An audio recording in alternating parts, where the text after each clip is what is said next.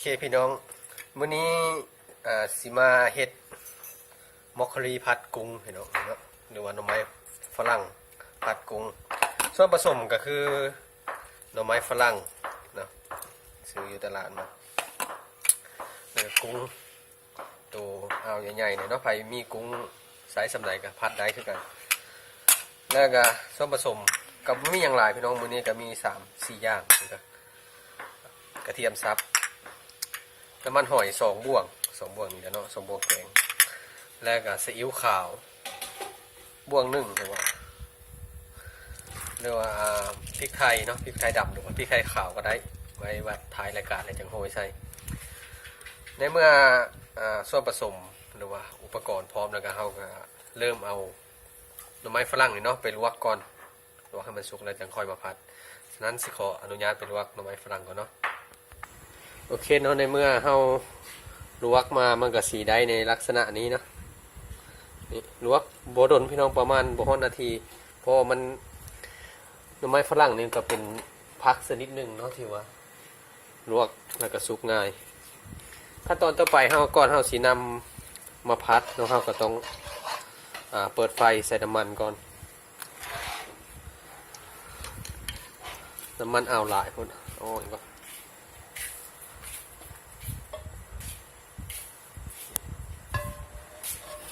โอเคเนาะเมื่อกี้น้ำมันมันเอาหลายครับขั้นตอนทำอิฐกับกระเทียมพี่น้อง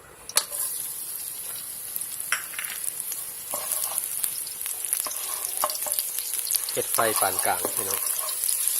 พัดให้มันหอมๆแล้วเนาะกระเทียม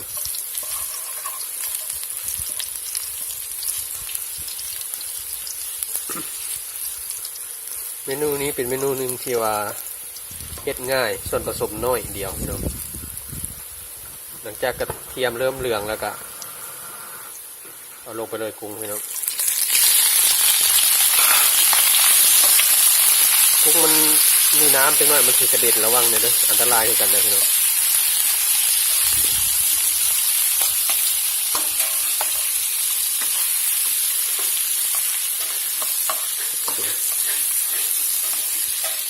เนาะ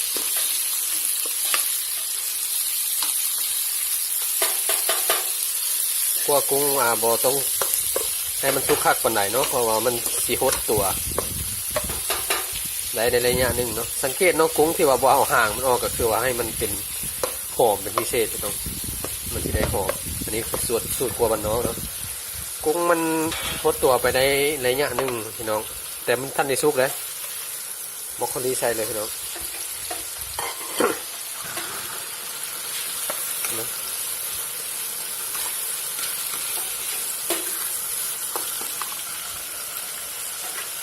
ขั้นตอนต่อไปน้ำมันหอยพี่น้อง2 บ่วง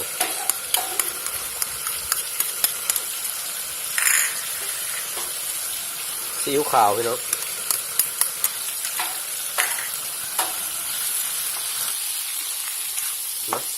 พัดให้กุ้งมันสุกเลยก็โอเคเพราะว่าหน่อไม้เฮามันสุกพอแห้งแล้วเนาะ